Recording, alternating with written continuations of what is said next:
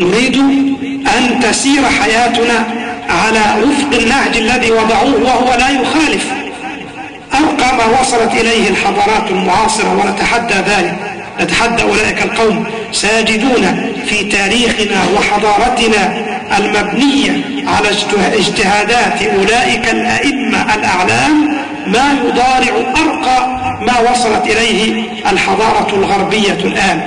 لكن لأن عندنا عقدة تسمى عقدة الخواجة، كل شيء يأتي لنا من الغرب هو الصحيح وهو الذي يجب أن نأخذ به، مع أننا كما قلنا سنجد في تراثنا خيرا من هذا الذي يزعمونه. فهكذا يا إخواني تجد أهل الدين وأهل العلم في عصورهم الزاهية ينظرون إلى فقه المصالح ويأمرون بالمعروف وينهون عن المنكر. أما الآن فانظر، للأسف كثيرون من أهل العلم يرون في كل مخالف لهم أنه ضال، وأنه لا حوار معه إلا لبيان جهله أو فضحه. مثلا في الأسبوع الماضي كان المفتي في أسيوط وقال إننا نحاور الجماعات المتشددة. لماذا؟ قال لكي نفضحهم. طب بالله عليكم، هل هذه طريقة في الحوار؟ واحد بيحاور واحد ويقول له أنا أحاورك لكي أفضحك. طب أنا لن أقبل الحوار معك أصلا، لن أقبل الحوار إذا كان هدفك أن تفضحني. طب يا أخي قول إحنا والله نحاور من أجل أن نصل إلى الحقيقة، نحاور حتى قل نحاور من أجل أن نبين لهم خطأهم، ماشي تبقى مقبولة. لكن أنت بتحاورني عشان تفضحني، طب أنا لن أتحاور معك أبدا ما دام أنت بتفكر بهذه الكيفية. وانظر مثلا إلى ما أثير في الأسابيع الماضية من هجوم على التيارات الإسلامية وبخاصة السلفية، وما قيل من أن بعضهم قد هدم بعض الأضرحة في بعض البلدان. وبداية فإني أقول إن هذا الهدم في هذا الوقت بالذات لا نقره، لا لأن الأضرحة كما يظن البعض من الدين، لا، بل والله هي ليست من الدين. الرسول عليه الصلاة والسلام قال كلاما واضحا صريحا، قال لعن الله اليهود والنصارى اتخذوا قبور أنبيائهم مساجد. قال لعن الله زوارات القبور والمتخذين عليها المساجد والسرج. يجي واحد من بعض العلماء الرسميين للأسف يقول يا أخي الرسول عليه الصلاة والسلام إنما قصد فقط باتخاذ القبور مساجد إنك تصلي للقبر، تعمل القبر قبلة فقط، هو ده الحرام عنده. يقول لك ده زي ما في الفاتيكان بيصلوا لقبر القديس بطرس، هو ده يبقى غلط. لكن اتخاذ القبر في المسجد والضريح هكذا يظنه، نقول له لا، الرسول عليه الصلاة والسلام لم يقصد هذا المعنى الذي ذكرته، ولا المعنى الذي ذكره أيضا بعضهم، وهذا أمر غريب. واحد في الجرائد أول امبارح من علماء الأزهر يقول هذا الحديث لعن الله اليهود والنصارى اتخذوا قبور أنبيائهم مساجد، قال ده معناها اللي يدخل في داخل القبر ويصلي جواه هو ده بس اللي حرام. هل هذا ما يقصده الرسول عليه السلام؟ وهل كان أحد يدخل في داخل القبر يقول لك مثل المغارة؟ الرسول عليه الصلاة والسلام لم يقصد هذا.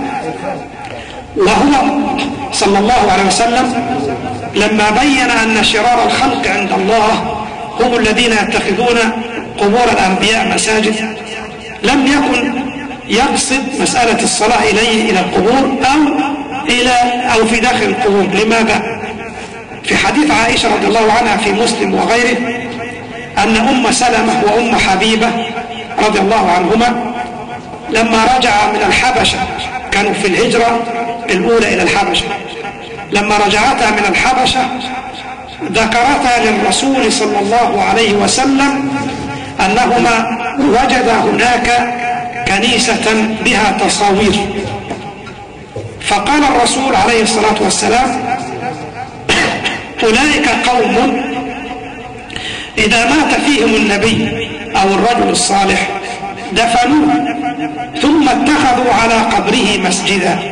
شوف يعني ما قالش صلوا جعلوا القبر قبلة يصلوا ليها، ولا قال دخلوا في القبر وصلوا، لا، وقال دفنوه عادي، ثم اتخذوا على ذلك القبر مسجدا. قال صلى الله عليه وسلم أولئك شرار الخلق عند الله.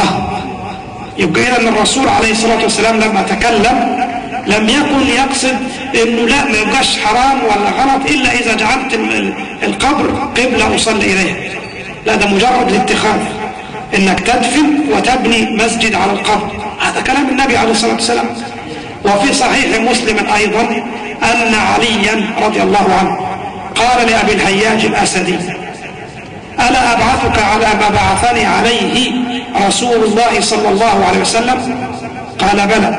قال ألا تدع صنما إلا طمسته، وألا تدع قبرا مشرفا إلا سويته بالتراب. يعني بقى حاجة مالهاش دعوة بالمسجد، سواء كان في مسجد أو ما فيش، أي قبر عالي المفترض إن احنا نسويه في التراب، هو ده الأصل. وهكذا كانت قبورنا في هذه البلدة قديما، كانت كلها تقريبا ترتفع كما قال العلماء شبر أو شبرين عن الأرض. الآن للأسف زادت، لكن الأصل أن القبور تكون مسواة بالتراب أو ترتفع قليلا حتى نعرف بس أنه ده قبر. طيب إذا كان هذا الكلام هو فيما نعلم والله أعلم هو المعتمد، إذن إقامة الأضرحة شيء غير جائز، وما يفعله الناس عندها هذا مشكل أكبر. الناس بيروحوا الأضرحة وينزلوا للشيخ لافل ويطلبوا منه ما لا يطلب من الله إلا من الله، ويطوف حول الضريح ويا بدوي أغثني ويا حسين اشف امراتي. كل هذا شرك بالله لأنه دعاء لغير الله عز وجل. مع ذلك كله نقول إنه مسألة هدم الأضرحة ستفتح علينا بابا من الشر لا يمكن غلقه، خاصة في الفترة اللي احنا فيها الآن، تكاد تكون ما فيش حكومة منظمة، في خلافات، ممكن تحدث مشاكل، ممكن تحدث معارك مع الصوفية، نحن في غنى عن ذلك. الرسول عليه الصلاة والسلام أبقى الكعبة على ما فيها من خلل وخطر من أجل المصلحة، فنحن نقول لا نرى أبدا أن يهدم الناس الآن هذه الأضرحة لما يترتب على ذلك من المفسدة، ليس لأن الأضرحة دين كما يظن بعض الناس. فهذا هو الذي قلناه. وهؤلاء الشباب الذين هذا مش عارف 4 أضرحة في القيوبية ولا 5 ولا شيء، هم قلة ولا ينتمون لتيار معين، هم خادم عند أمرتهم. لكن في المقابل تجد بدل ما الناس يتحاورون محاورة إسلامية صحيحة ويقولون مثل هذا الكلام الذي قلته من أن هذه الأضرحة وارتفاعها وما يفعله الناس عندها من التوسل بها والاستغاثة والاستعانة إنه ده غلط، ولكن مع ذلك ننصح بعدم التعرض لها. ماذا في ناس كان أسلوب الحوار هو التضليل والتكفير، وبعدين الكلام على أن هؤلاء الشباب الذين فعلوا هذه الأضرحة دول كل التيارات الإسلامية مثلهم، وحسب هذا الخطأ اللي حصل من 4 أو 5 أولاد على مجمل التيار الإسلامي، مش أمركم بنا الوضع سيرجعون بنا من الأصول الوسطى وسيفسدون. وحتى قال واحد أستاذ في جامعة الأزهر أعرفه، قال في الصحف أنا أرسلت لأهلي في الصعيد أن يرسلوا لي رشاشا أو بندقية آلية. لماذا؟ لكي يقاتل بها هؤلاء الشباب الذين هدموا الأضرحة. ونقول مع أن عندي طبنجة مرخصة أو أكثر، لكن بعد يجيب سلاح ثاني من الصعيد وهو سنه أنا شفته حوالي أكثر من 70 سنة الله، يعني أصلا لا يستطيع، لكن هو هذا التعصب الذي طب يا أخي يقول لي هؤلاء أخطأوا، هؤلاء لم يراعوا الظروف، هؤلاء مثلا أي شيء، لكن نقول أنا هل هذا حوار أن ترسل لتأتي بسلاح لتقاتلهم؟ أي أدب في الحوار هذا الذي تتكلمون به؟ إذن يا إخواني نحن ندعو الجميع إلى أن يتحملوا بأدب الخلاف في الإسلام، وأننا قبل أن نقول إن مسألة الحوار وإن الواحد يستمع للآخرين والرأي الآخر، قبل أن نقول إنها وافدة إلينا من الغرب، فهي موجودة في ديننا وفي تراثنا وفي حضارتنا. فمن شاء أن يرجع إليها فليرجع في مثل الأمثلة التي ذكرناها.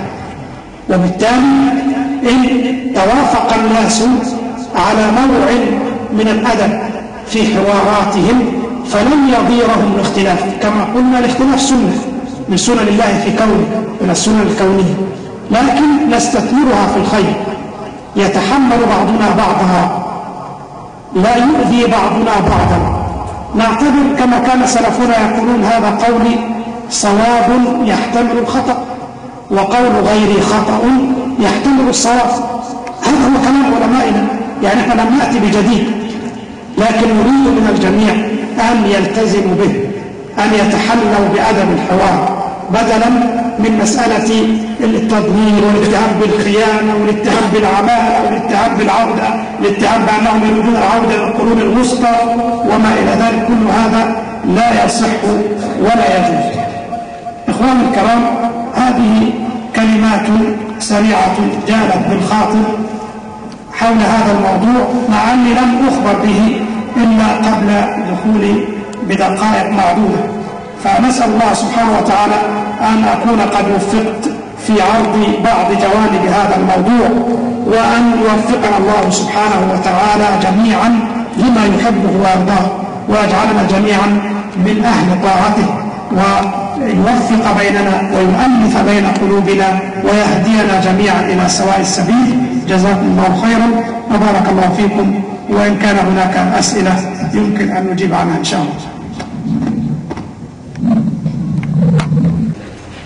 في البداية سؤال أرجو من فضيلتكم توضيح علاقة الدين بالسياسة، والرد على من يتبنون قضية فصل الدين عن السياسة. والسؤال آخر في نفس السياق: هل الدولة المدنية عكس الدولة العسكرية أم عكس الدولة الدينية؟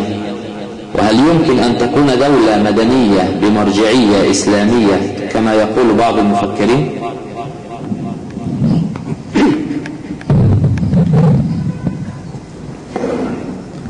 الحمد لله والصلاة والسلام على رسول الله. بالنسبة للطلب الموقع، نعم نحن نقر بأن هناك تقصير، يخل من متابعين الإنترنت يعني، لكن هذا بسبب بعدي، لأن الإخوة القائمين على هذا الموقع، موقع الرحمة، يعيشون في ألمانيا وأنا بعيد عنهم، فنسأل الله أن في الفترة القادمة نطور ونحدث الموقع بصورة سريعة إن شاء الله تعالى. بالنسبة للسؤال الخاص بعلاقة الدين بالسياسة، الموضوع طويل ويحتاج إلى محاضرات، لكن نحن يهمنا أولا أن نبين أن ديننا لا يعرف المفهوم الكنسي الغربي الذي يقول اعط لله ما لله وما لقيصر لقيصر، لأن ديننا دين شامل كامل. والذي قال للناس أقيموا الصلاة وآتوا الزكاة هو نفسه الذي قال وأنحكم بينهم بما أنزل الله، هو نفسه الذي حرم الربا، هو نفسه الذي أباح البيع والمعاملات الحلال. وهكذا كان شأن رسولنا صلى الله عليه وسلم، كان حاكما بالمعنى السياسي مع كونه نبيا رسولا يوحى إليه من عند الله عز وجل. ولذلك مجرد ما توفي الرسول عليه الصلاة والسلام اختار الناس خليفة له من بعده، يقوم أيضا بحماية الدولة وحراسة العقيدة وحماية البيضة، وهكذا.